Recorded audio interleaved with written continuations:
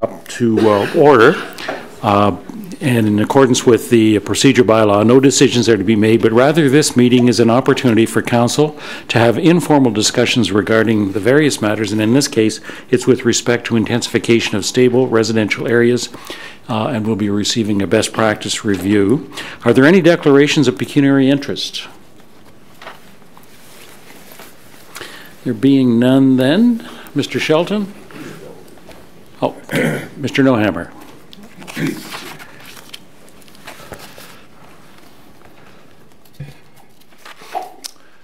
Thank you, Mr. Mayor. Good morning, members of council, staff, and public.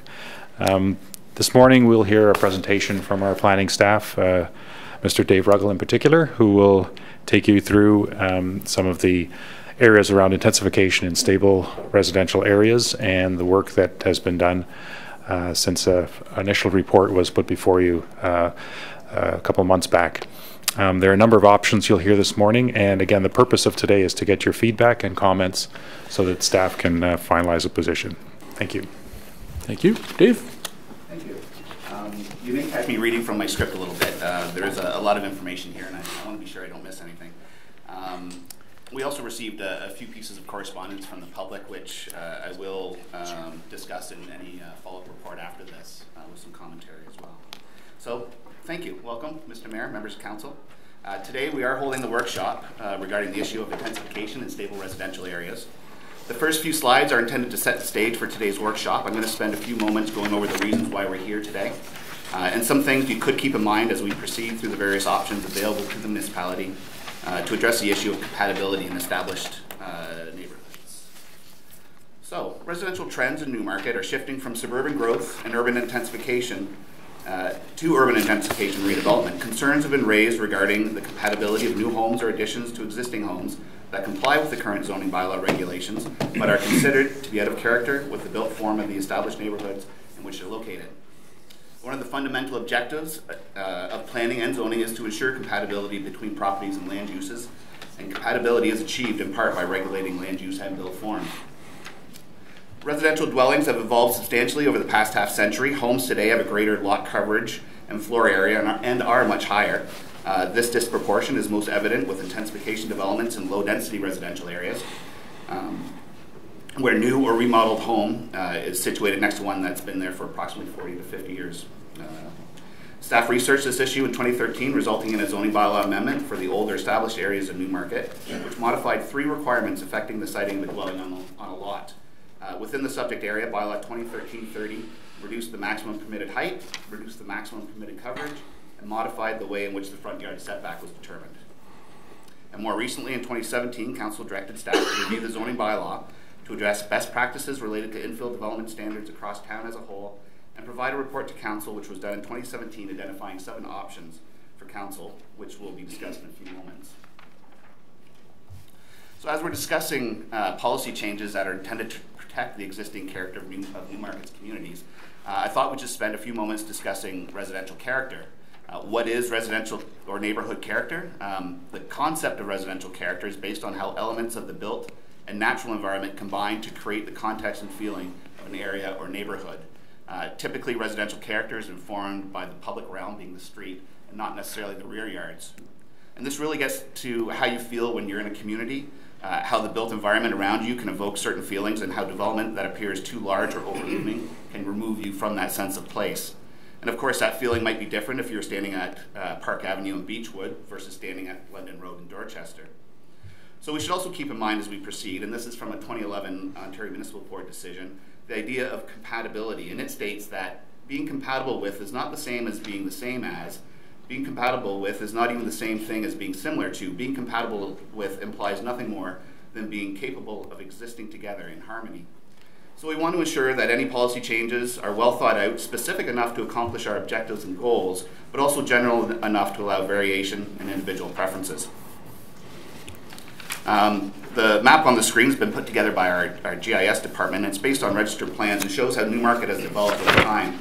Each variation in color generally represents a decade going from darker to lighter, starting around Main Street, expanding in all directions from there, with the quadrants of town generally being the most recently developed over the past 15 to 20 years. As Newmarket changed, so did the characteristics of the neighborhoods being developed. As we mentioned, generally lot sizes were getting smaller and dwellings were getting larger. There's also been an increase in automobile usage, requiring more space for parking and driveways and garages. So I'm going to run through a few slides of different photos of various neighborhoods around town. Some of the variations you're going to notice are the lot sizes, the size, location, age, and variety of vegetation. The building size, location, the orientation of the building, the materials the building is made out of, the predominant architectural style, the age of the neighborhood, the treatment of the public realm, and the way parking and driveways are handled. So this is Park Avenue at Lorne. The north side of this image was lotted out in 1910. You can see it's a mix of 1- and 2-story dwellings, variety of house designs, a large number of detached garages, very mature landscaping in both the public and private realm. In this photo, you can see the variation in building design, size, and location on the lots. The Longford and Penn area, developed in the late 50s. You can see how bungalows are the predominant built form with mature landscaping in both the public and private realm. Majority of the are semi-detached dwellings in this picture. You can see the very low roof pitches. Here, William Row, developed in the 70s, mostly modest 2-story homes with built-in single-car garages or carports, low-pitched roof lines with mature landscaping in both the public and private realm. This is Leslie Valley and Warta Avenue area, developed in the late 80s. You can see 2-story single-family dwellings, low roof pitches, wide lots. There's some garage dominance on the streetscape with built-in 2-car garages in front of the main wall of the dwellings. Mature landscaping in both the public and private realm again. Curvilinear street patterns with cul-de-sacs. This is a Stonehaven in Foxcroft, developed late 80s, early 90s, mostly 2-story single-family dwellings. Roof pitches are getting a little steeper, wide lots, mature landscaping. Here, the Northwest Quadrant. The last phases of the Northwest Quadrant are currently being built out. This is Marble Place and Flagstone Way. More of a grid street layout. There's a mix of dwelling types. In fact, you can see singles, semis, and towns on the same street. Not a lot of mature homeowner landscaping at this point, but you can see the roof pitches are still getting steeper. Copper Hills in the Southwest Quadrant. I believe the final phase of the Goldstein development is currently being built out. Predominantly 2-story dwellings. The exterior is mostly stone and brick. You see mostly 2-car garages. And not a lot of mature landscaping at this point. So, how can we protect these communities from overbuilding to ensure infill development in an established community is respectful of the existing neighborhood and its character? The recent planning report that recommended this workshop reviewed municipal best practices in this regard and put forward 7 options for council to consider. We're now going to go through those options, discussing how they work, what's involved in the implementation, the impacts on staff and the customer, and each option's strengths and the weaknesses. So the first option is keeping the existing zone standards. So clearly this isn't going to be an option for many neighborhoods. However, since around 2000 and the development of the Northwest, Southwest, Southeast quadrants, and a little bit before that, new residential development has very site-specific bylaws that implement the existing housing form, meaning that in these areas, the homes are generally built to the maximum coverage, height, and setback standards. These areas also benefit from architectural and urban design guidelines, which had to be in place prior to any building permits being issued. However, in the established areas of town, under the current zoning, we're seeing redevelopment take advantage of generous zone standards and building dwellings that are out of character with the existing community.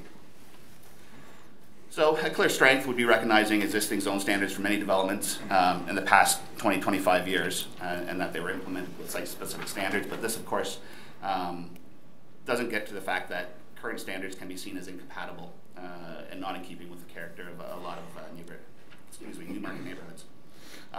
There'd be no, with this option, obviously no implementation process and no changes to the application process, and of course no budgetary considerations. Second option we put forward was implement changes to the residential zone standards, either individual streets or on a study-wide area. So the modifications that were implemented through Bylaw 2013-30 could be expanded to other areas in Newmarket that are experiencing similar intensification. The principle behind establishing new standards is that the regulations would be reflective of the existing built form for an identified neighborhood. The minimum lot area and frontage and maximum lot coverage and minimum building setbacks would be similar to the existing dwellings. And with this option, where a proposal cannot meet the minimum requirements, a minor variance would be required, and the application would be subject to a public process, require committee of adjustment approval, and be reviewed on the merits of the specific situation. So if this were applied to other mature areas around town, using 1011 Elgin as an example up on the screen there, applying a 25% maximum coverage, which is what bylaw 2013-30 did for two-story homes, applying that 25% maximum lot coverage on this lot would result in a dwelling that has a footprint approximately 100 square meters smaller than what was built on the property. And for comparison, you'll see the house immediately to the right at 1017 Elgin. It has about a 15% coverage, 124 square meters for the house and 40 for the garage. And the house immediately to the right of that again at 1025 Elgin with the brown roof, it has about a 25% lot coverage, being approximately 275 square meters. So you can see how that simple change in coverage can greatly reduce the amount of building one could build on a lot in these areas of town. The front yard setback would not change as it's in line with the adjacent properties. Now, if we look at the impacts to building heights, again, using 1011 Elgin as an example, you can see that the maximum height of the building would be reduced approximately just above the eaves. And in this example, the line in the middle, it's showing how we currently measure height, and that's to the midpoint between the peak and the eaves, with a total height of approximately 12.8 meters. Under the 2013 bylaw, the height would be restricted to 10 meters from the front grade to the highest point of the roof. So in this example, the roof line would be almost 3 meters lower. If this option is considered, other changes to the bylaw could also be looked at, such as a rear yard based on the depth of the lot. And while the rear yards are typically not visible from the street, they can contribute to community character. So regulating the rear yard minimum setback to be consistent with the community would assist in addressing shadow, privacy, and massing issues for neighboring properties. If the rear yard setback is consistently 30% of the lot depth in a particular neighborhood, the bylaw for that area can be drafted to include that as a requirement. Or we could look at a maximum building depth, which is the distance between the front main wall of the building on a lot and the main wall of the building closest to the rear lot line. A maximum dwelling depth could have the effect of regulating the depth of a new building or an addition past the rear of another on an adjacent lot. We could also look at proportional setbacks. That's the diagram on the bottom right of the screen there.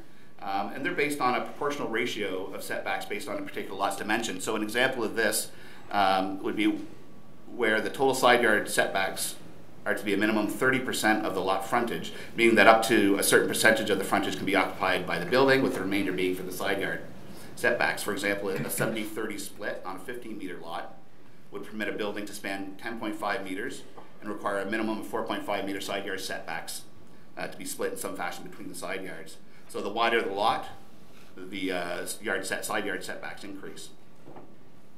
And another standard that could be implemented, or at least looked at, would be, in addition to the maximum heights, a height to eave requirement could limit the amount of wall height a dwelling would be permitted to have. So this approach can typically lead to houses appearing less high. This typically is used in conjunction with a maximum total height to provide more control over the facade of the building. So strength would be that this can be established in-house, we think in approximately 6 months, and will build on the existing process already in place. Provides for a clear understanding of the standards to property owners wishing to add an addition or new construction. However, this does not contemplate changes to the official plan, and as such, owners can apply for a minor variance that might be out of keeping with the community character. And while the changes would be relatively simple consideration of zoning amendments that look to establish standards that are reflective of the existing community, it will require review and analysis of those communities. The implementation process for this option would be to review and analyze the neighborhood's existing condition using GIS, develop zone standards that are based on those existing conditions, public consultation, and try and do that within an approximate 6 months time frame. This option wouldn't have any impact to the application process for customers or staff, and no budgetary consideration. So the third option would be amending the official plan to establish policies that direct that character areas be established through zoning tools. and adopting and implementing zoning bylaw, modifying the zone on certain streets to reflect that street's character. So many municipalities have created, excuse me. There we go. As we noted under the area of development slide, neighborhoods develop at different times, and as such, there are many different types of neighborhoods with different character traits. Currently, the town's official plan contains general policies under the residential section addressing compatibility, indicating that the policies of the plan protect the stability of the stable residential areas and ensure that new development is compatible with the existing character of the neighborhood. The official plan reads that the stable residential area permits accessory units and infill units through the creation of new lots consistent with the size and form of the housing as a whole. The creation of new lots are subject to the compatibility with the scale and the surrounding neighborhood. This type of general language is common in official plans, while providing some guidance for new development leaves what constitutes compatible up to interpretation. So by providing further details on specific neighborhood character of particular areas through an official plan amendment, the implementing zoning bylaw would be uniquely tailored to those identified neighborhoods. And while the minor variance process would still be available to property owners, amending the official plan in this fashion would provide more clarity in determining if the test of meeting the intent of the official plan has been satisfied when evaluating applications. The end result of this process will be similar to the above option, and various changes to the zoning bylaw can be made as previously described. However, this option would have the support of the specific official plan policies. And developing the OP policies would require significant neighborhood review and public consultation and engagement to ensure the policies are reflective of the neighborhoods, to ensure that the policies are reflective of the neighborhood, sound and defendable. So a clear strength of this approach is that it would ensure that any applications for minor variance would conform to the new compatibility specific policies of the official plan based on that neighborhood's character. Consistency between the planning framework, relatively easy to implement. A weakness, it does have the potential to be highly restrictive. There may be situations where an increase in dwelling size might be appropriate, but potentially require an official plan and zoning amendment to implement. The implementation process for this option would be to hire a consultant to review and analyze existing neighborhoods through the GIS, as well as significant community review through site visits, public consultation, and engagement. Develop official plan policies and zone standards based on those existing conditions. And we think this process would take approximately 12 months to complete. At the end of that process, there wouldn't be any change in the application process for staff or customers. And we anticipate that a budget for this would be between $125,000 and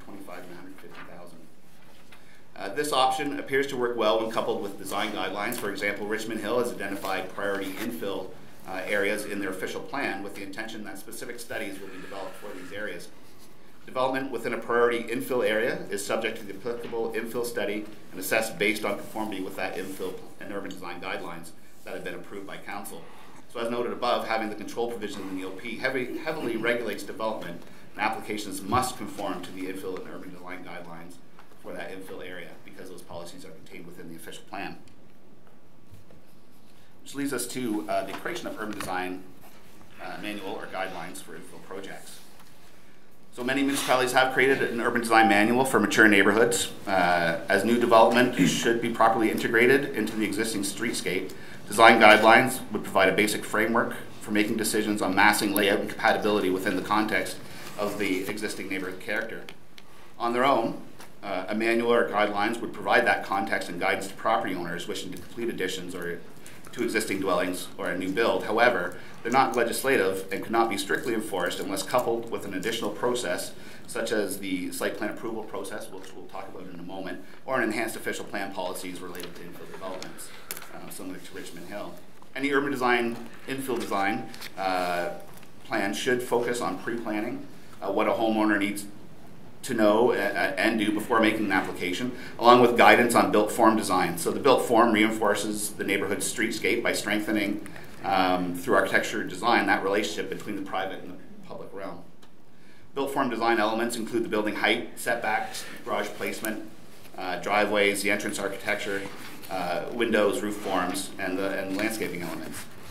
So for example, as seen in these guidelines from other municipalities, the one on the screen now is from Oakville, they're very user-friendly, outline the objectives and the process to get there. They will typically start with design principles and how the guidelines are applied, and then they'll move on to things like massing, height, and style. So the strength of having urban design infill guidelines is that they provide clear guidance on the process and expectations for property owners who are rebuilding or constructing major additions. They're easy to implement and that they're not appealable. However, they cannot be legislatively enforced unless coupled with an official plan policy or site plan approval process. The implementation process would be to hire a consultant to prepare the work, a high-level review of neighborhoods with community involvement, public consultation, public education. And we anticipate approximately 6 months to complete. This would have a change to the application process. Homeowners would be required to review the guidelines and ensure their approval is consistent. Urban design infill guidelines will add an additional layer of review to be completed by staff as well. We anticipate a budget consideration of $25,000 to $35,000 for this option.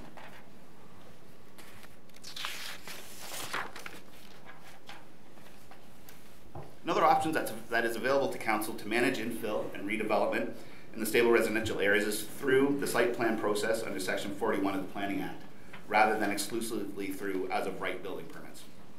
So the building permit process, it does have regard for zoning regulations and the Ontario Building Code. However, the site plan review process would offer the town an opportunity to provide detailed evaluations of residential proposals.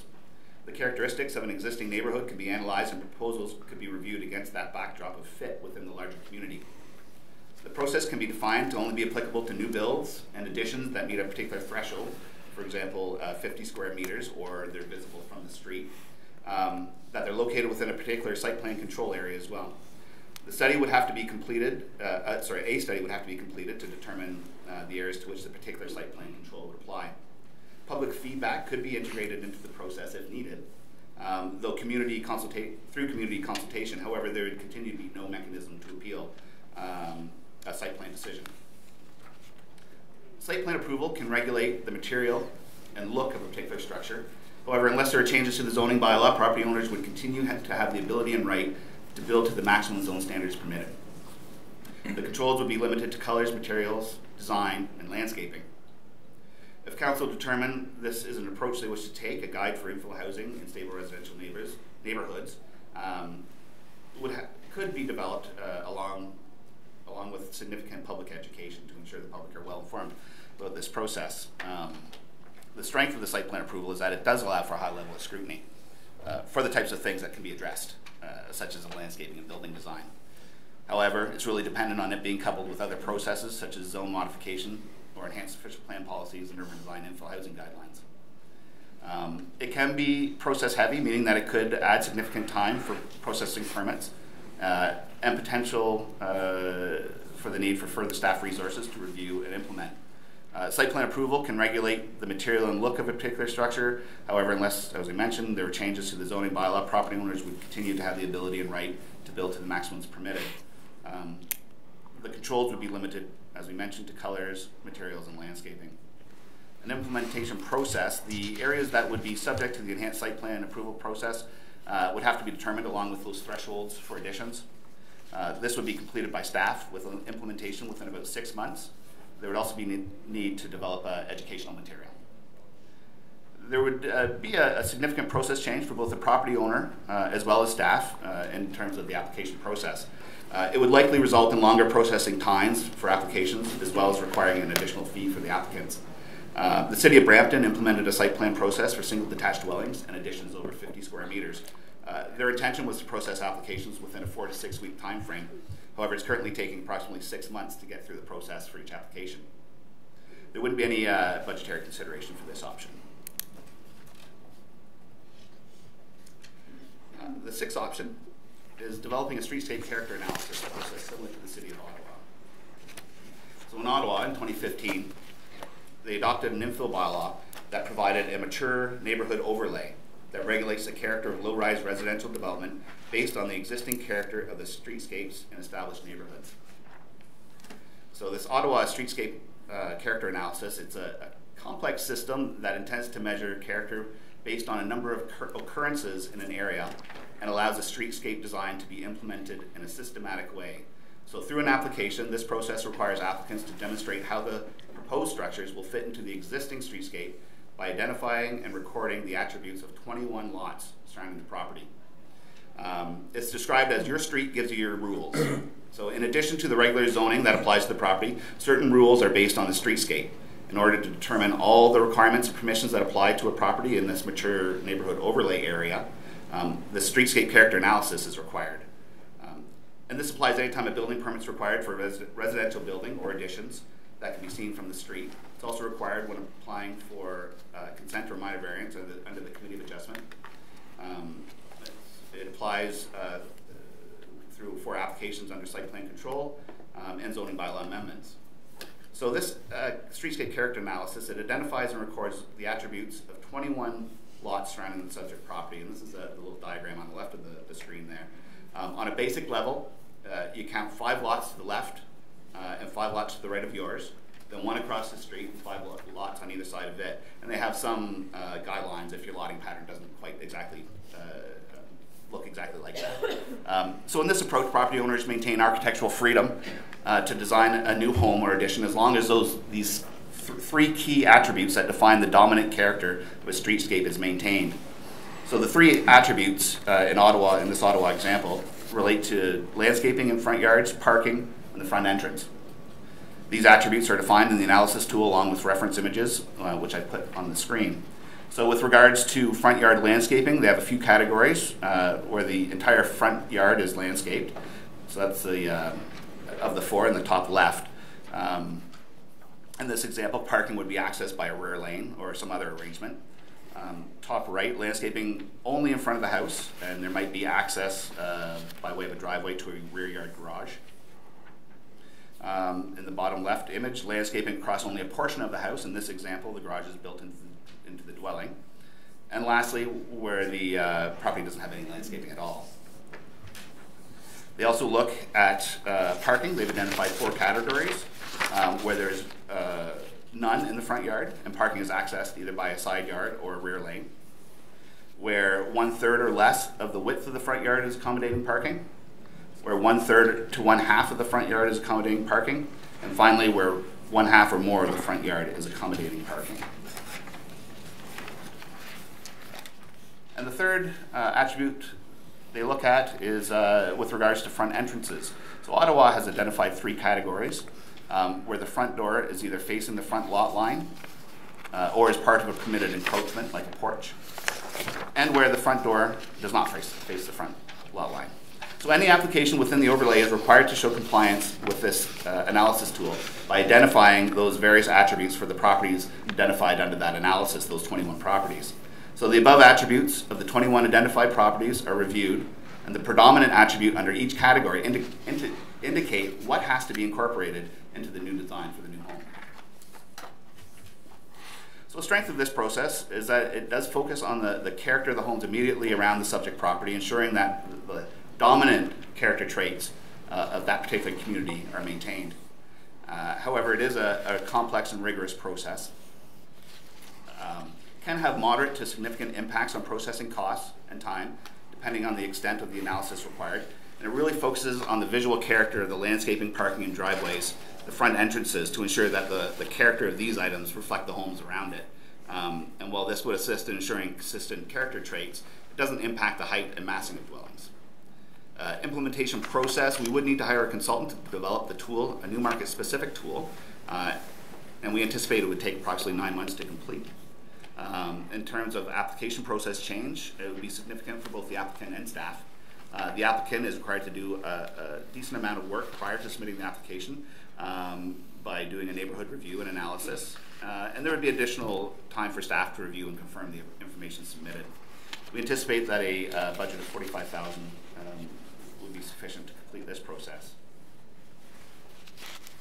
And finally, we put forward an option to implement cultural heritage landscapes in identified areas under the Ontario Heritage Act.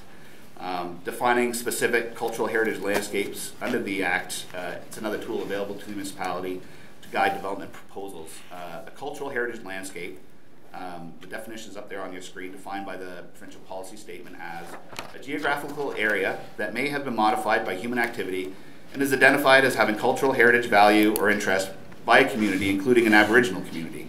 The area may involve features such as structures, spaces, archaeological sites, or natural elements that are valued together for their interrelationship, meaning, or association. And examples would include heritage conservation districts, neighborhood parks, industrial areas, shrines, spiritual places, Aboriginal sites or trails, and distinct and unique land use patterns.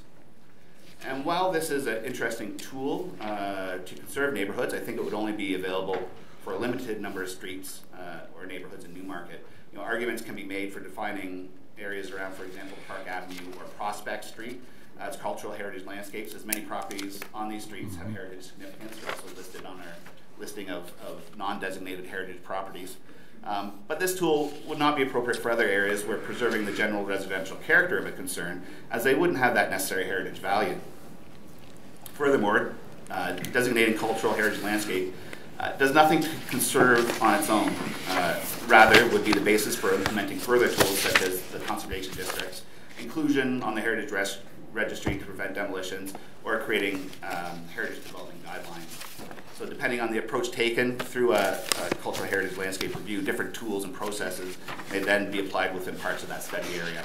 These tools would also assist in addressing the character of new development, and the extent of review would depend on the approach taken. The identification and implementation of cultural heritage landscapes would require the contracting of a heritage consultant review and recommend areas for inclusion and the basis for such recommendations. So a strength, it is an excellent tool for conserving areas of built heritage importance, which I think there are many areas in Newmarket that would be eligible for such a designation. However, establishing a cultural heritage landscaping under the Ontario Heritage Act wouldn't be appropriate for all areas. Rather would focus on those areas that have a significant amount of cultural heritage resources. The streets like, as we mentioned, Park Avenue and Prospect, they contain a large number of dwellings that appear on our listing. While other streets and communities being rich with character would not meet the definition of a cultural heritage landscape, and protection would be better suited to other options. The implementation process would require an inventory of properties and report on how best to implement the findings, whether it be a heritage district, guidelines, zone amendments. We anticipate it would be a 6-month process to review and identify those cultural heritage landscapes and options. Change to the application process. Applications for change within the area would require a heritage permit, along with any other permitting requirements. Additional time frame for staff to review against the heritage documents.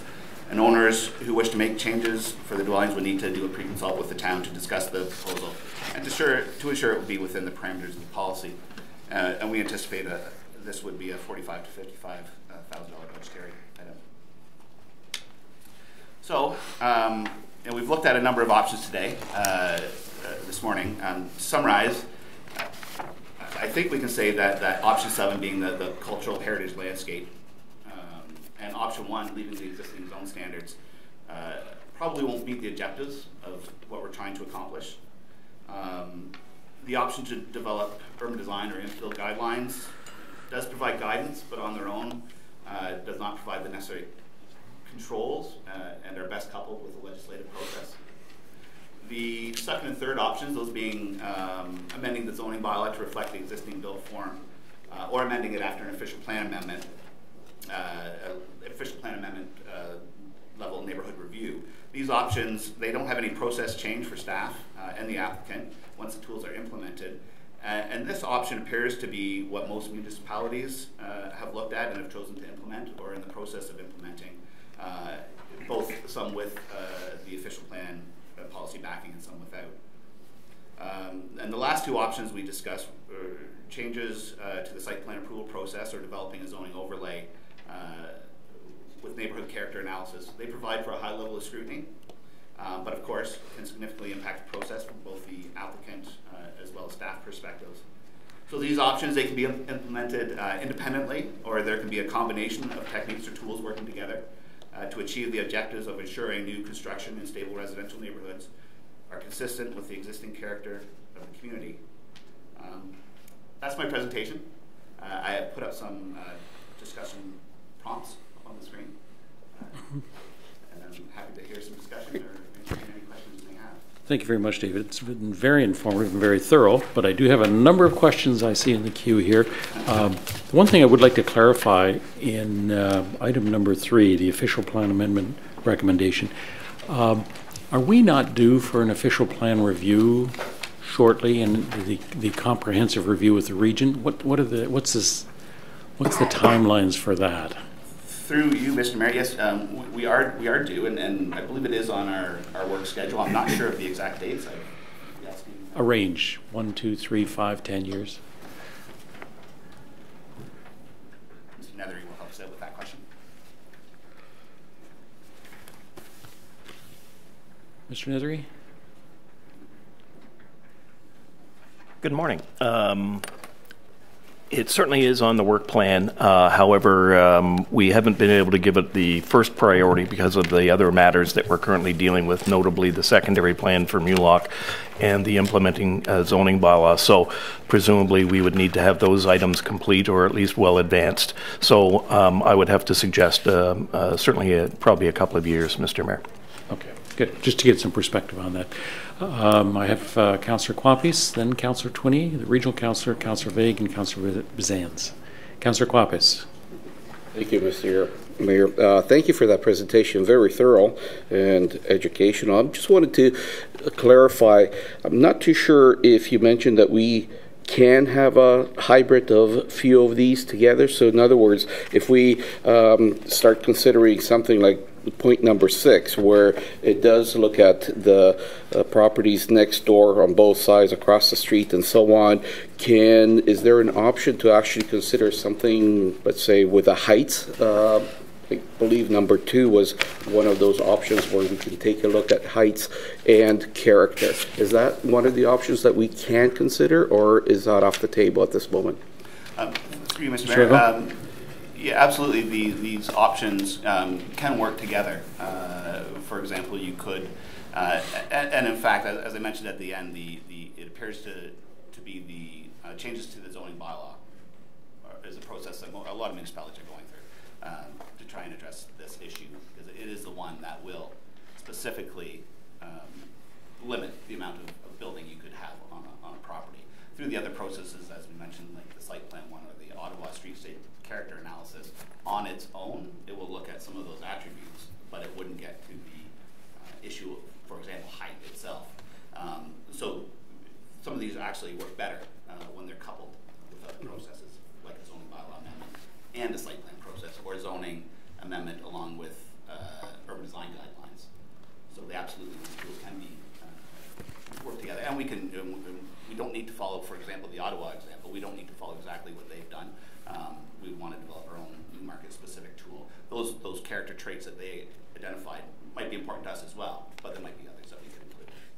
So in other words, we should have an option in here, number 8, saying hybrid or combination of. Thank you. Thank you. Councillor Twinney.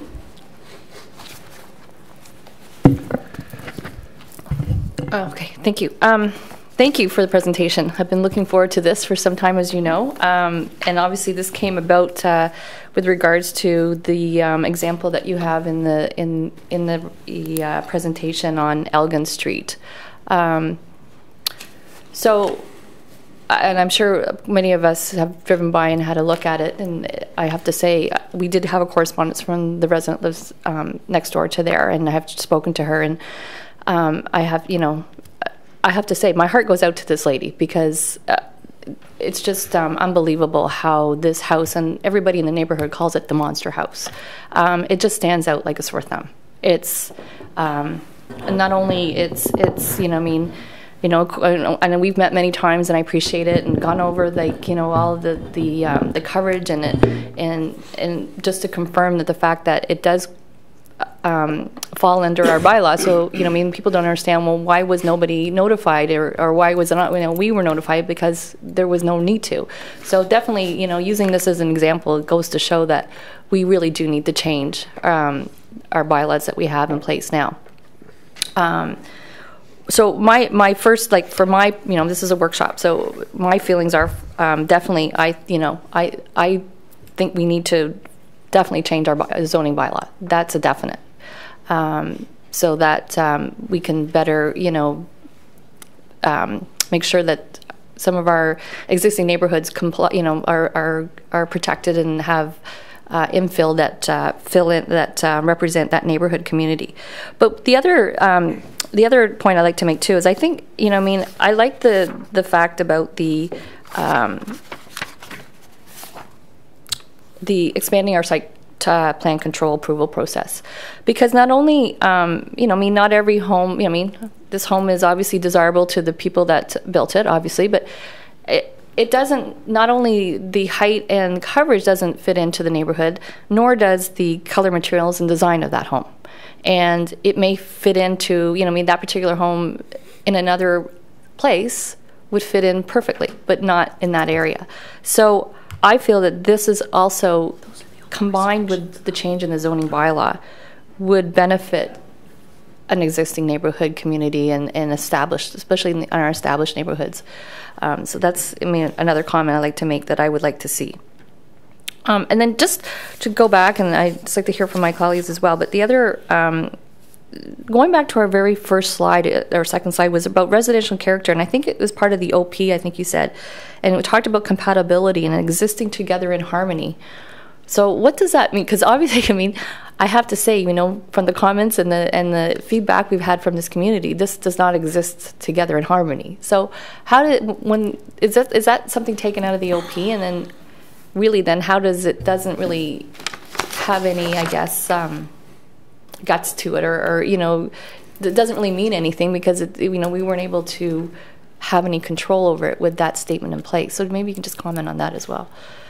Go ahead, Dave. Through you, Mr. Mayor. Thank you, Councillor. The existing together in harmony, that is was from the 2011 Ontario Municipal Board hearing, where they're talking about compatibility, what it is and what it isn't, and they're really trying to get to the point that to be compatible, you don't need to have two homes exactly the same. You can have variety and within a particular streetscape, and how do you really define compatibility, right? Existing in harmony, when we're looking at that, we're really looking, are there negative impacts to the adjacent homeowners, to the community, and how do you qualify that? It is difficult. So I think that the best we can do is put policies behind it that would discuss compatibility in the best way we can, right. And then limit that through the zoning bylaw. And your point about and I'm not here to make any recommendations, obviously, today, right. But the zoning bylaw really is the basis, and yeah. I think, from my perspective, any option should probably start with that, and then you could build on that with things like that site plan process, right. or another process, guidelines, that sort of thing. But the zoning is really the base as to the base permissions that someone has on their properties to build. Absolutely, and I guess, you know, I mean, I don't know what you're not making any recommendations, but we do have the 2013-30 that reduced height and lot coverage, you know, quite a bit. So it would definitely, I think, like you mentioned, that if that particular neighborhood street had that zoning bylaw in place, that particular home would have looked substantially different had that been in place as well. And just, I guess, so yeah, so those are, yeah, definitely, you know, I mean, zoning, that's where my thoughts are. We definitely need a change in the zoning bylaw. I don't know, you know, I mean, is it going to be specific to another street again? Or are we going to, my only concern is there going to be a hole somewhere? Are we going to miss somewhere? And is there a way of doing it so, obviously in some of these, you know, newer, you know, you look at Woodspring, you know, but, you know, I mean, that quadrant, where the lot coverage of the house is quite a bit more, if something happened, somebody had to, you know, rebuild there, is there a way of creating a bylaw that would say that for any, you know, if there's a, keep the same footprint in place, would that be part of, like, can you put that in the language sort of thing, that, you know, if you had a widespread bylaw, zoning bylaw that sort of is like 2013-30, but then have an exception that, you know, unless it was an existing home there, that the same footprint could be kept or something of that nature. Sure. Through you, Mr. Mayor, what I think we would do is we would look at, and as I mentioned through the presentation, for example, many of the bylaws in the northwest quadrant, southwest, southeast quadrants, they were very site specific, And the homes that are built are typically built to the maximums that are provided in those site-specific bylaws. Okay. Including the heights, the setbacks, everything. And not only those quadrants, probably for maybe a decade even before that, we started introducing very site-specific. So if that's the process we undertake, we would look at those bylaws to reconfirm that's the case. And then we'd identify the areas where our old, the 1979-50 bylaw was generally where that applied to. Okay. And we want to do the same sort of GIS analysis we did for that 2013 bylaw, ensuring that the changes that we recommended through that bylaw would still be appropriate for these other areas. Right. We see what it could do to that property on Elgin Street, but we want to make sure that'd be appropriate anywhere that we're implementing it. Right. Okay. Thank you.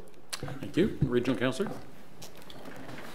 Thanks very much. I've got a few questions. I guess when I think about this, and I'll work towards the end, towards the options that we have here, and that's been mentioned by the members of council. But I guess one of the first starting places is to ensure that whatever you bake into your official plan and your implementing zoning bylaw works, right? It's one thing to say that's the tool to do it, but we have to ensure that what we're trying to achieve is, and so to sort of revisit some of the some of what we've done so far. So I'll use an example. I think you said that the Elgin Street home wouldn't, the front yard setback would not change. That's correct. So when I read the bylaw itself, or actually this is from the report that came in front of the bylaw, it gives an example, and it says because lot 1, 2, 3, I'm sorry you don't have this in front of you, but it's like lot 1, 2, 3 in this report. And lot 1 is 9 meters back, 8 meters back. Lot 3 is 9 meters back. Therefore, it says that this new one in between would need to be 8. Would need to be between the two of them. But when I looked at the language in the bylaw, it was, I think, a little different or a little vaguer. It wasn't that specific, I believe. I don't know if I can find it right now, but I think I can actually. Yeah, it says, unless there's more somewhere, it says the structures between existing buildings shall be built with a setback which is within the range of the existing front yard setbacks for the abutting buildings. And so I guess I wonder, because when I look at this one, it seems like it's pretty much in line with, and maybe slightly in front of the one house, but way, way in front of the other. So how does the current language address that, or is that an area where we could maybe also, while we're moving towards these things, start to look at some of the ones that we've done so far, like lot coverage, this thing, and say, okay, is this achieving what we wanted to achieve before we put it right into? So how would that work in this case? Is it because is it being interpreted as long as you're in line with one of the two houses, you're okay? Is that? Through Mr. Mayor, yeah, that is the intent of that that section of that zoning bylaw, is that where you're doing a new house and it is situated between two, and those two homes may not be exactly in line, that the new dwelling would be situated within that range, either from where the one closest to the street is and the one furthest from that street line. So you do maintain that streetscape along the front, where that home, where it might the zoning bylaw might allow for 7 meters in the front, but those two homes are either 8 right. or 9. So you're pushing it back a little bit, but you do want to give a bit of a range, in my opinion, to allow a little bit of flexibility, as long as it's not a large amount. So if you're within a meter or so, I don't think that's going to negatively impact the streetscape. So yeah. I think it's good to have a bit of a range there. Yeah, no, I agree, a bit of a range, but maybe that's something we could revisit as we go, because when I look at the report that came with it, the report at least indicated or implied that the range would mean that it would be between the two. It would be you figure it out and go, okay, this one's X and this one's Y, so I'll be right in between the two. And maybe the way it was written or it has gone from there is that it can go right up to the first one. And so when you're thinking about this infill, let's face it, typically is, even with the restrictions we're putting in place, often much larger homes than the ones beside it.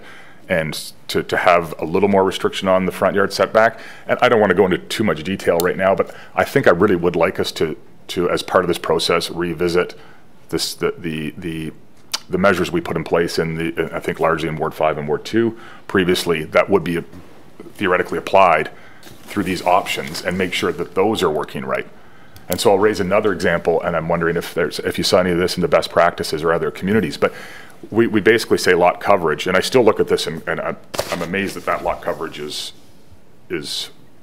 35%. Yes. But anyway, it just boggles the mind. But what the question I was at, and it's not about this one, but I can think of at least one other case, and then I think of other potential ones, because I think one thing you talked about is you can actually start to look around town and go, here's some areas that are, you know, potentially going to have these kinds of things happen. We have some very unusual lots in town, and it's where these anomalous processes can occur. So, for example, when you say lot coverage, does anybody anywhere else actually attempt to define lot coverage beyond their property lot lines?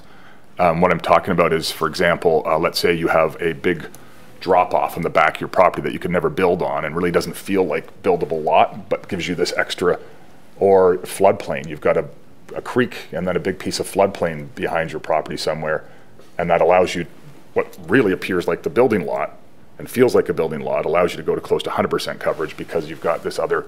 So is there anywhere that attempted to address the definition of beyond just your property lines?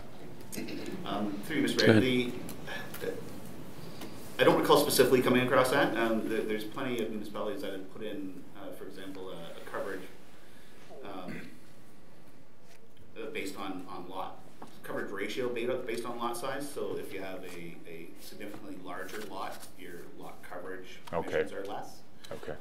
But I haven't seen one that was tailored to non-usable areas within a lot. And we don't currently have that option that you just talked about, or do we? Much larger lots than your lot coverage shrinks. We currently don't know. So we have a straight, this is your coverage. Okay, so something we could consider as well. And that, I guess the theme I'm getting at is that these, you know, the three big areas anyway of height, setbacks, and lot coverage, that when we move towards the options that everybody's talking about, that we sort of take the pause also to say, so what we've currently attempted in wards 5 and 2, for example, is that, do we have it right, or is there some best practice we can still adjust and refine there?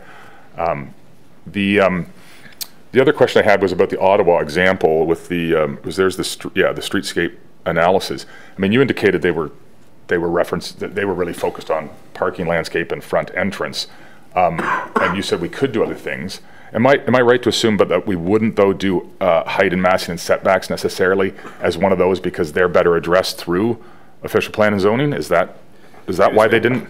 That's correct. Yeah, I think you'd want to have the height and setback requirements very specific in your zoning bylaw, and then augment that to get to the actual character and the look of it through either that site plan process or the type of analysis process that Ottawa has gone through. So now moving more towards some of these options, would, if and it sounds like there's even a bit of a, you know, you're suggesting and council seems to be leaning towards already towards starting as a starting point anyway, the big one, the number 3 official plan, and the zoning, the implementing zoning bylaw.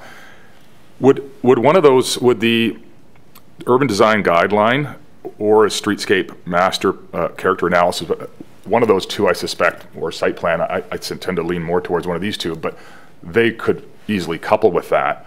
But could it address, here's the trouble I'm still having, and I was thinking one of those ones could still do that, which is that if you have if you say, okay, we're going to through the OP and the zoning bylaw, we're going to say, here's your parameters, your heights, your setbacks. That's a great starting point, and not that you want to be overly restrictive, but what it doesn't address is these situations a bit like Elgin. Sometimes you're going to get one, if they go to the maximum, will still be out of place because of what's beside it and around it.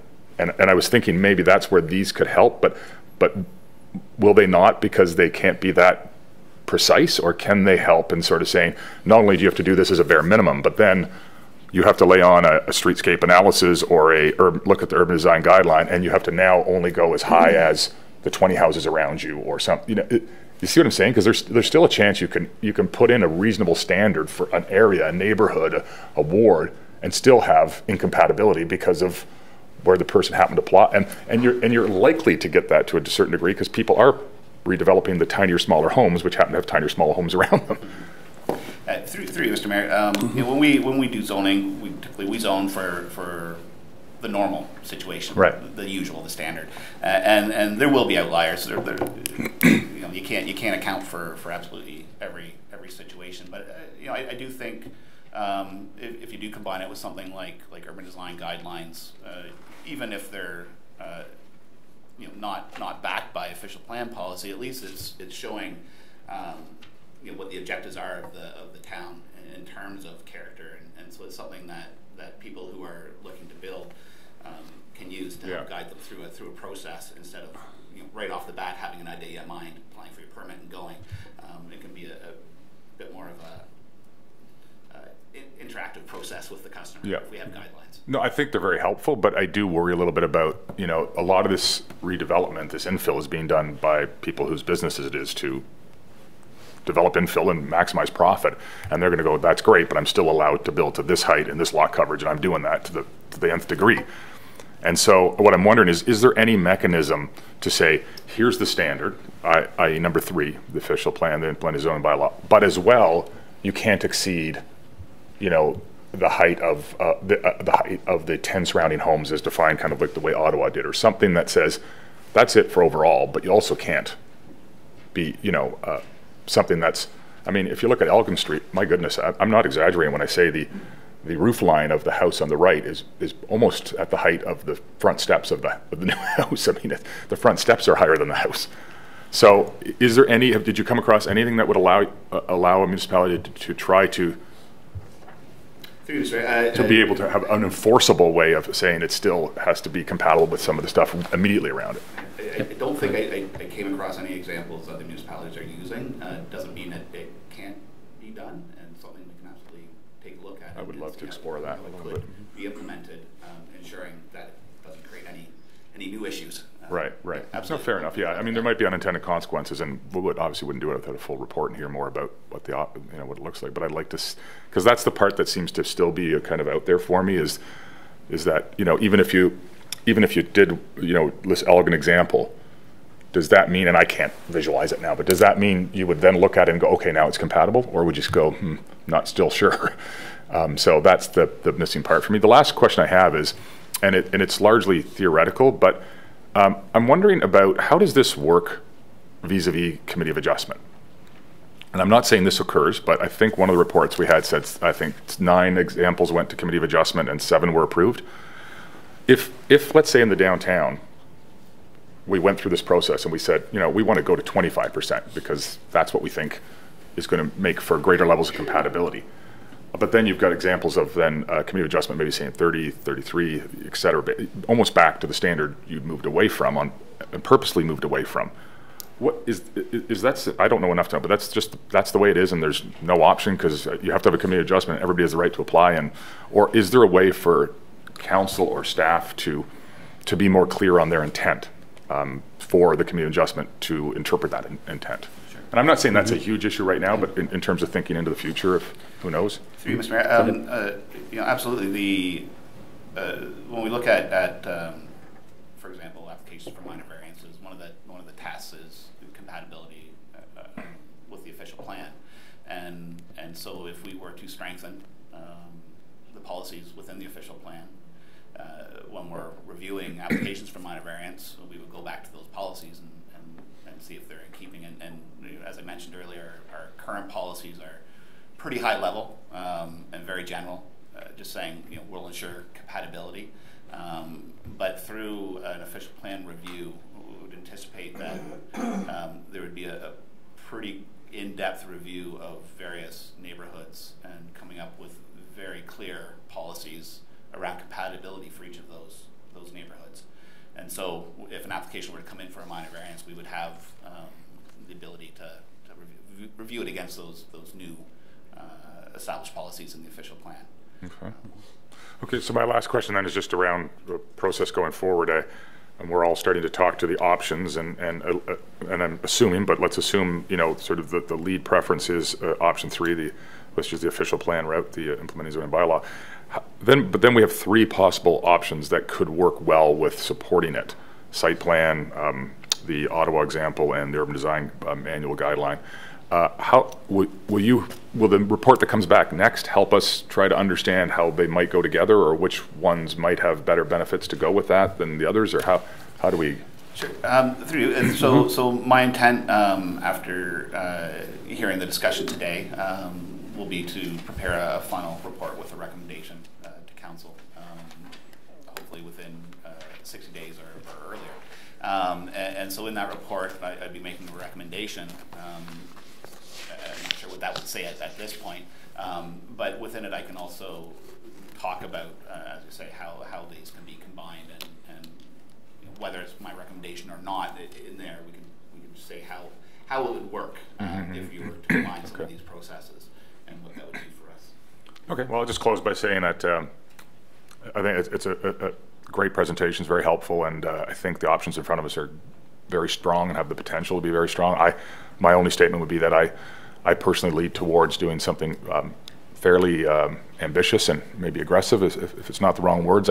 My personal feeling is that the goals of intensification, whether it's provincial plans, et cetera, I don't think are greatly advanced by the kinds of issues we're trying to deal with or contain here. Severing one and building two homes is not going to help us in any meaningful way hit our targets, but it does have a great impact on neighborhoods and communities, and we're starting to see some examples of that. And I think I think everybody probably feels a bit the same way, but when we see an example that just isn't right, we feel the responsibility to the neighbors and the people there, because we're the ones making the rules, and so getting these figured out and getting them right. And I think being a bit on the aggressive side to sort of, ROP has said for going back a long time, the phrase over and over, protect and preserve our existing neighborhoods. And this is, I think we need to tighten it up. And so I would not only support, number 3 in conjunction with another item yet to be determined, but I also would support us looking at the areas we've already been worked on and maybe even tidying those up a little bit. Thank you. Thank you. Councillor Vig? Thank you very much, and thank you very much for this presentation. This is an emerging issue. Fortunately, we're not dealing with very many lots right now, so I think it's great and essential that we're trying to get ahead of the curve on this, because we can see this being an emerging issue and being a bigger issue 5 years, 10 years down the road.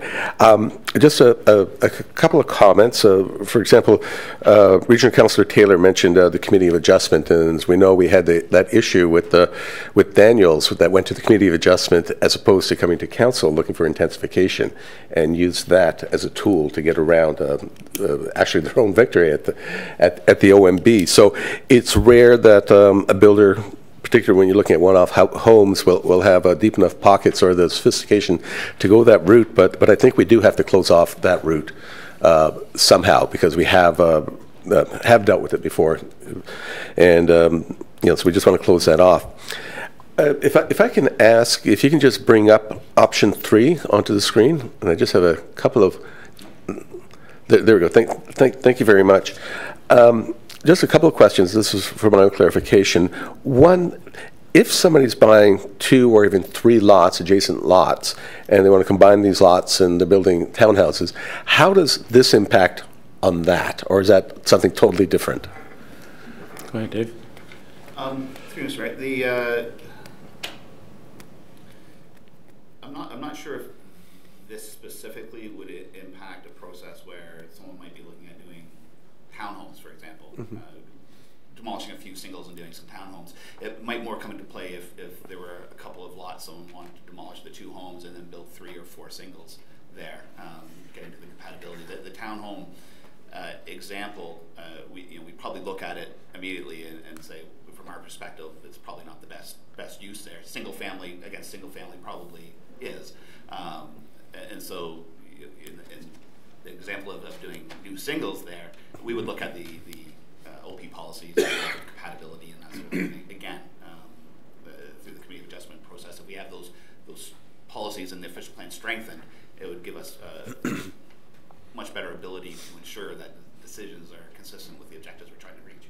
Okay, so maybe in the report that comes back, even if the report says it doesn't really address that, but I think we do have to address that because we see that coming up. I know you've had that in Ward 3, and it's happening more and more often.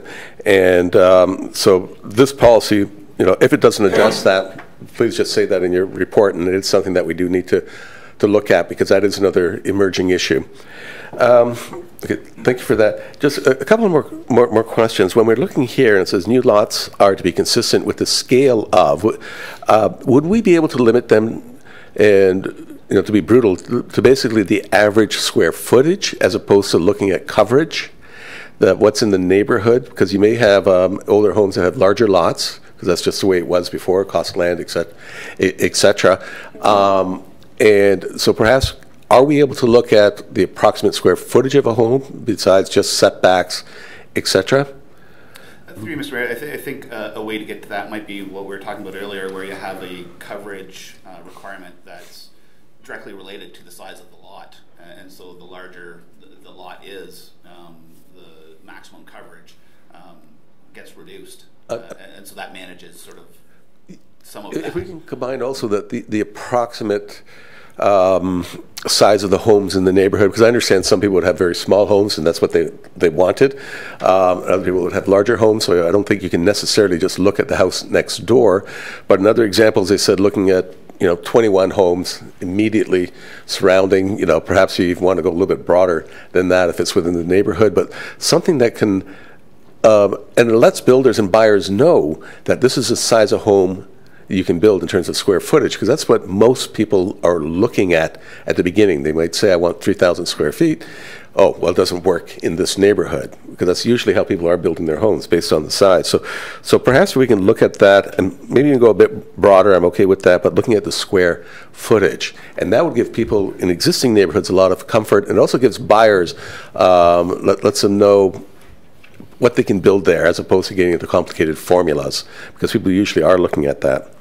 A second one, this is just a bit of a comment. When we're talking about consistent with the scale and compatibility to the surrounding neighborhood, that may include design and materials. And I have seen examples in this town, even in Ward 2, where somebody had used different materials and different design, and the house looked great and actually did fit in. So it wasn't a carbon copy of what was around it. So perhaps we want to be sure that we're not too restrictive on that, because we do want to see a bit of creativity, a bit of variety in our neighborhoods, not cookie cutter homes, because sometimes it does work quite well, and I have seen examples of that. So perhaps when we have a discussion on design and materials, I really don't want to be too restrictive on that. I think most people are concerned about the size of the homes and the coverage, and whether it's compatible or not. But if it's slightly different architecture, slightly different materials, I think most people would be okay with that, or at least they're more tolerant of that than they are of size. That's my assumption. And finally, just a comment when we're talking, once again, if you can turn to the next page for number 3, whoops, there we go. We mentioned that a weakness, and it has the potential to be highly restrictive. I actually see that, and I think communities would see that as a strength. So I'm just pointing out, I'd like to mention that I don't see that as a weakness. I do see that as a strength, because I think that's what we are trying to do, is restrict what's going into existing residential neighborhoods. And as a regional councillor had said, these homes really, do not, if they're splitting lots, et cetera, really do not have any significant impact on our growth targets. And so we don't need them in our existing residential neighborhoods to achieve those. So I do see that restriction, and I do think the neighbors would also as actually a strength. So that's my comment. Overall, I'm very pleased with this report. Thank you very much. Very, very thorough. Learned a lot from it. And again, this is an opportunity for us as a council to get ahead of the curve. We don't have too many of these issues coming up, but when they have come up, we are showing the community that we are right on it, and we do understand these issues. Thank you. Thank you. Councillor Bazans. Thank you very much, and thank you, David, for the presentation. Excuse me. I also have to sympathize with the people on Elgin Street, and I think that, when you have a one-off home like this, it obviously sticks out more than if there were several other homes, and hopefully there won't be before we're able to make any changes. But my questions are more around sort of the definition and concept of character neighborhoods. and what neighborhoods we're looking at here in particular. Because I think that one could argue you could have a neighborhood that is, 100 years old. Obviously, it has very, very distinct character based on when the majority of homes were built and wanting to sort of preserve the integrity of that. Homes that were built, 50 years ago also have a different character. And I really liked the overview slides that you provided of the different neighborhoods. But, I think one could argue that a neighborhood that is 25, 30 years old also has character.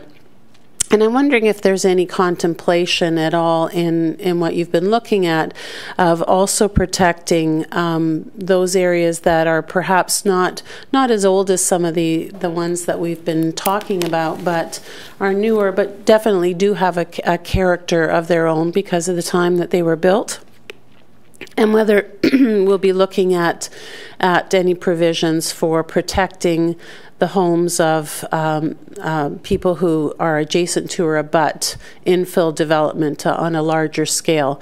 We've had situations, as you know, where I think that people have been, residents have been a little shocked at the size of homes being built behind them. In these neighborhoods, the sort of design of homes today are very different than 25 years ago or 30 years ago. So you have higher roof pitches as part of the, the aesthetic of the new homes.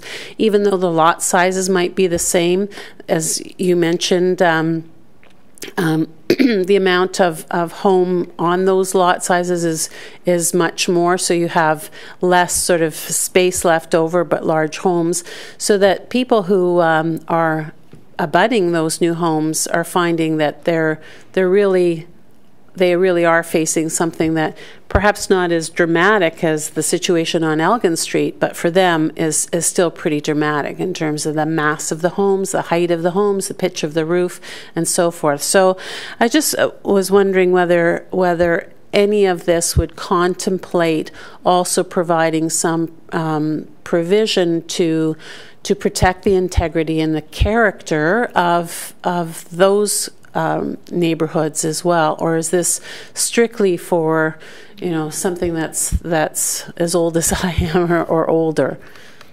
Go ahead, Jimmy. So of course we need some direction from council. We will be doing our follow-up report that will make a recommendation. But I can tell you that if, for example, if we look at a zoning bylaw amendment with or without backing official plan policies, we would look townwide. We'd reconfirm what we did in 2013. We'd look at our quadrants, those areas that may have been developed through site-specific bylaws and architectural and urban design controls. I have a suspicion that it probably wouldn't be necessary in those areas, but areas, for example, Glenway, where homes are built to a lesser standard than what the bylaw would allow, will absolutely have to be looked at, should be looked at. Okay, because that's certainly something that I feel is necessary. I know that there's not a lot of infill land similar to this left in town, but certainly there's a significant portion that is potentially going to be developed, and I think that we should seriously look at that as well.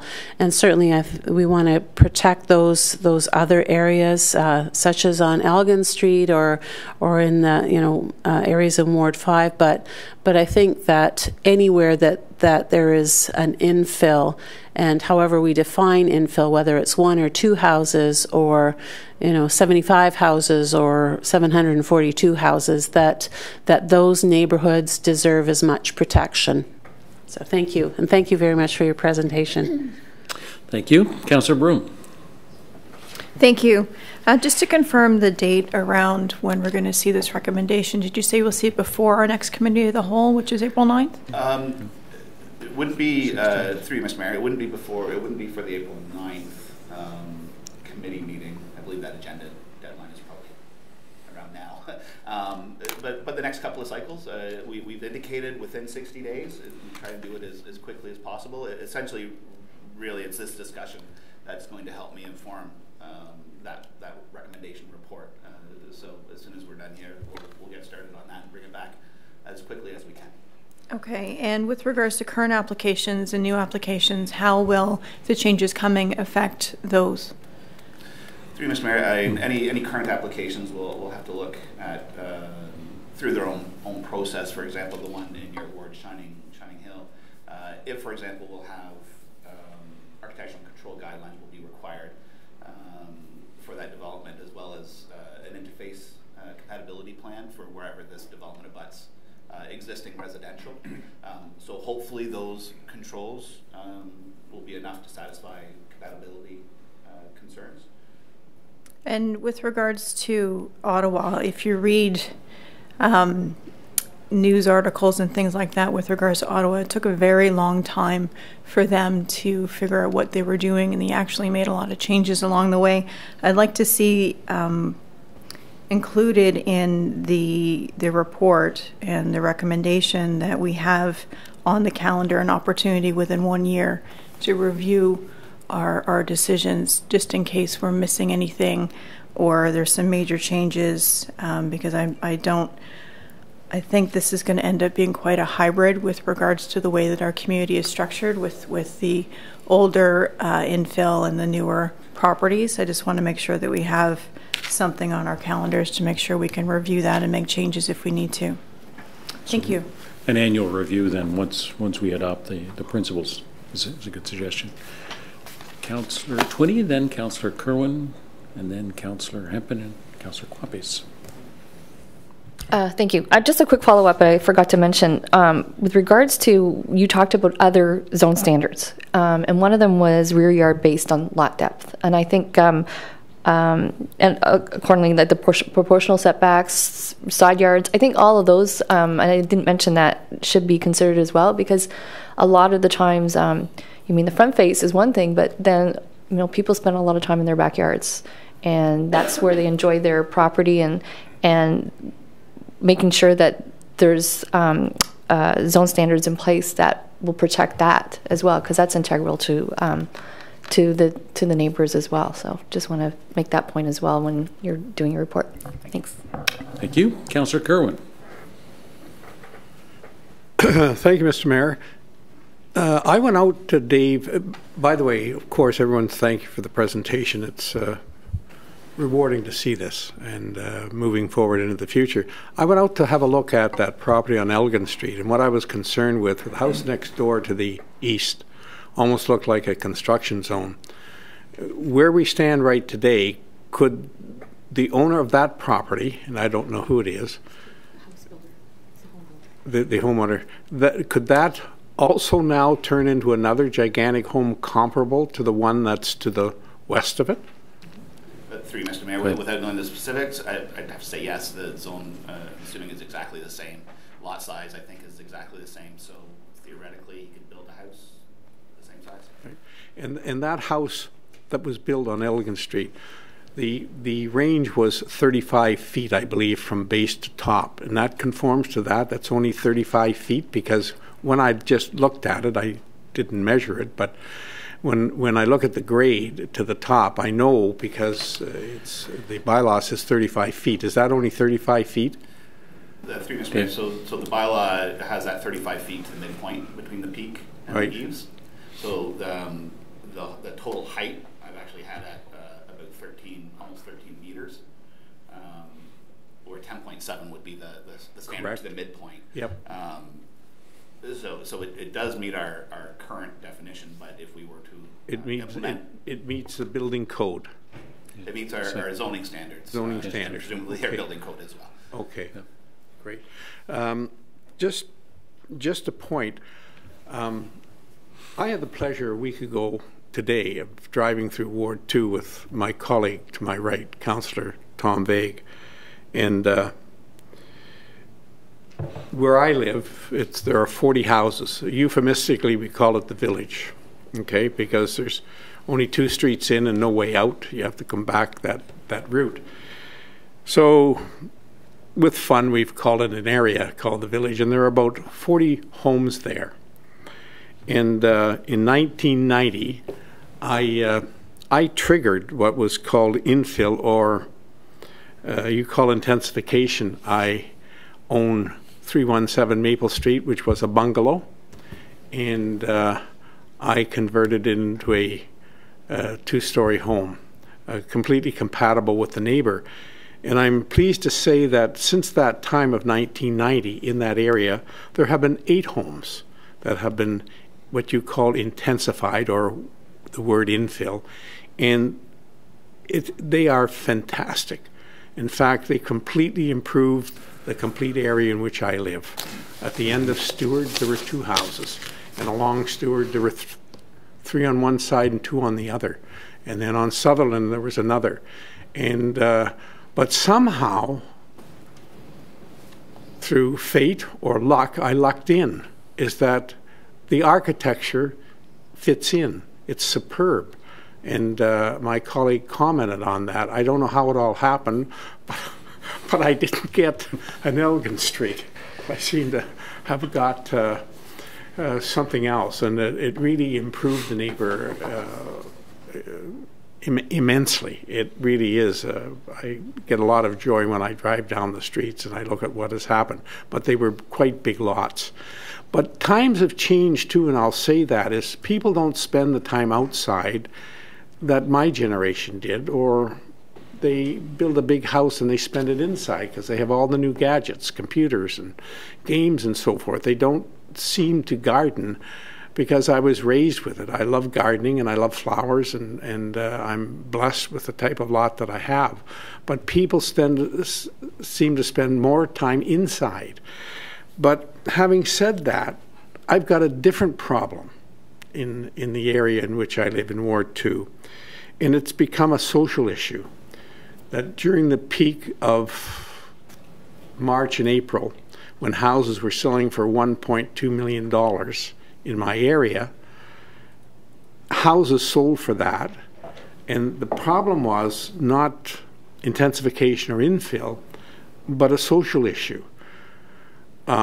Those houses are now being leased out to 1 or 2 or 3 families because they need to pay $2,000 a month or more for that person who bought that house.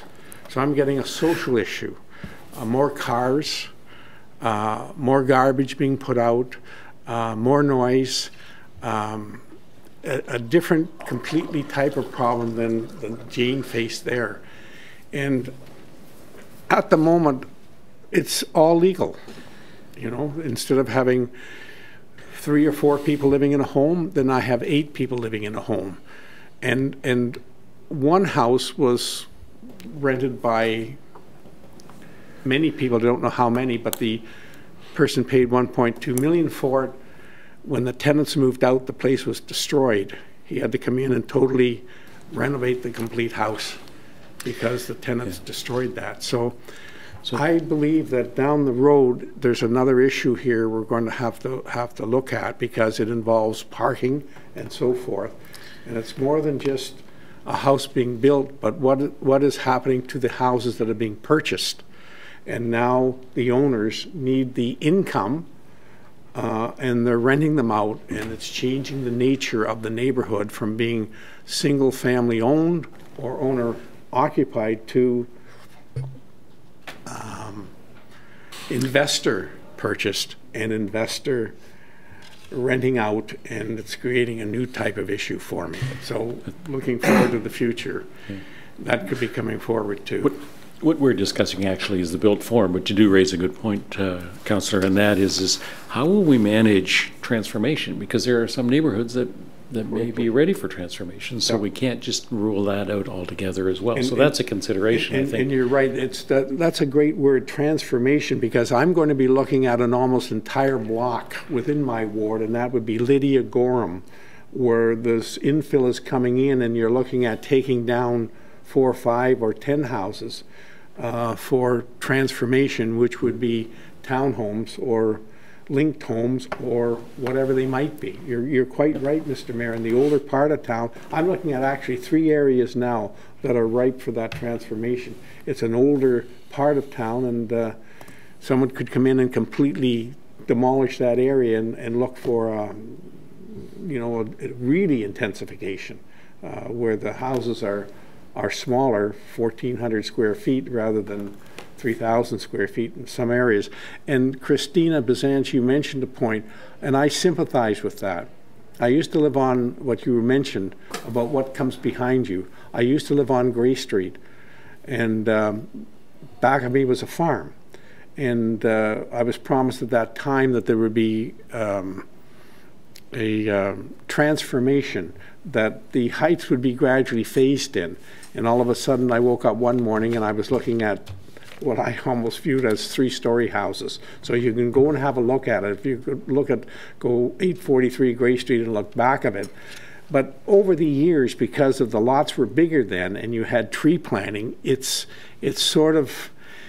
mollified the situation because people come and they go and they move away, and what was an issue there because I'm the only guy that's left, at least my son is left living in that house. Everyone thinks it's quite normal. The times have just transformed it into normalcy. Thank you. Thank you. Councillor Hempin, then Councillor Quappies, and then the Regional Councillor. Thank you, Mr. Mayor. Thank you for the presentation, and I'm pleased to see that we're also looking at a zoning bylaw amendment to create more compatibility amongst neighborhoods. I think we all see or all know that there are many homes built in our community that are out of character from the surrounding homes around them. I want to speak specifically to the looking at the streetscape character analysis, and I'm hoping that we'll be able to look at communities like Ottawa, London, and Kingston and take their best practices, specifically in Ward 2 and Ward 5, where we have 50 designated homes and approximately 500 homes that are on our heritage registry. So I think we can really benefit from looking at other municipalities, on the leaders in those municipalities, how they've been able to retain a certain character in the community, which is so important to our heritage. So thank you again for the presentation. Thank you. Councillor Quappies. Thank you, Mr. Mayor. Well, just one thing that prompted me to ask another question, and Councillor Broom mentioned some of the timelines. What I'm concerned about is there's currently seems like a rush or a little bit more focus on severing lots, building and applications and so on. Don't know if this is prompting some of the actual builders, but obviously, you know, situations like Park Avenue or Beechwood in this matter. My concern is some of these timelines that you mentioned, such as 12 months before we actually get something going. What are we going to be doing in between now and the 12 months? Knowing very well that some of the builders might actually start taking advantage and really speeding up to the timeline, or speeding up their timelines. Is there any kind of safeguards that we can put in, or anything that we have on our plate in order to say, well, hold on a second, maybe we should revisit what you have right now until a new bylaw comes in? Mr. Ergel. Through you, Mr. Mayor. I think probably the only tool would be an interim control bylaw, and we can discuss that in our follow-up report, what that would entail. That could set some sort of general basic parameters, like height and coverage, for example, townwide, until for up to a year. And within that time frame, we can have our new policies in place. I can't think of any other tools at the moment, but we can certainly think more about that question, and in our final report, either make recommendations or at least talk about that. I would like to see something in your report about that. Thank you.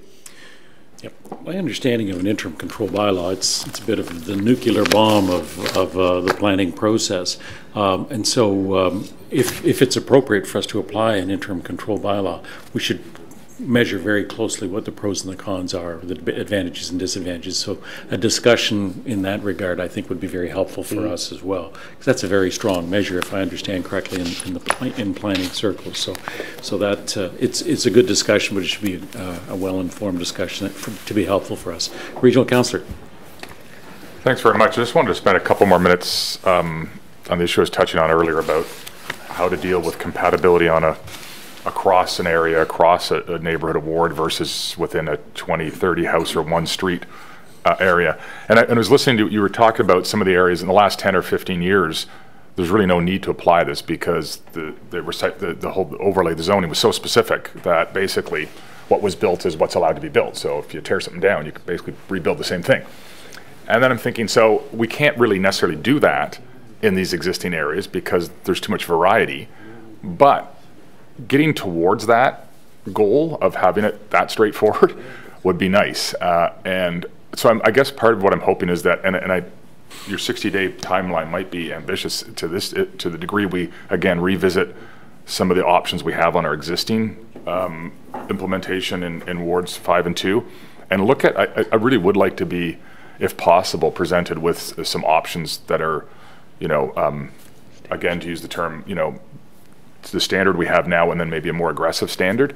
Because what I'm thinking is, I can't help but think about, I think right now, and I could have it wrong, but in these zones, we've height limits for 1 and 2 story buildings, but is there such a thing as not even allowed? Like if you have an area that's basically 90+% bungalows, let's take Millard, are you allowed to say you can only do bungalows?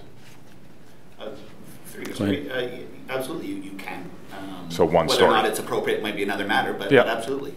But that kind of discussion, and then the lot coverage there, let's take Millard. I mean, I know we did a special, we actually treated it differently in terms of severances because of the width of the lots there, right? I think we went to a 60-foot standard, is that correct? So. Yeah, but the lot coverage, if every house on that street, so if you, now this is where I'm going, so if you think about our current, what we do now, I know, obviously it's much more permissive because of the new style of building, but let's say in Copper Hills, if it's 45 or 50% lot coverage, but that's what it is. So if you tore it down, you only get to do the same thing. If all of Millard has a lot coverage, basically 90% of them again have a lot coverage of 15%, why are we allowing 25? I mean, and don't get me wrong, I'd want to hear more about it. I want to hear the pros and cons, but I'd be curious to know what a little more aggressive one looks like, because that's what I worry about the most is having like some areas and some streetscapes that have this sort of inherent beauty to them because of what they are, and Councillor Kerwin talked about how sometimes that change can work well, but all of a sudden if you have a 2-story with 25% lot coverage in the middle of Millard, probably not happening right now because the math on it doesn't work so well, but if that were to happen in the midst of 8 or 10 bungalows with 15% coverage, I could imagine how out of place it would look and not compatible. Maybe I'm wrong, but that's kind of my gut instinct. So I'm really curious about how we address that issue of sort of what I'm going to call right now micro-compatibility and the really unique characters of certain pockets and areas where even the standards we've applied in wards 2 and 5 would, if applied fully, would still result in incompatibility. And so I don't know what degree you can do that or help us with that question or give us some guidance on options, but sure. Through you, Mr. And we can sort of flesh out the discussion a bit more in our final report, but that was the approach that we attempted to take through the 2013 bylaw and our review through using our GIS, is identify what is the current situation. How much coverage on this street are the lots taking up, and then try and form the bylaw based on that.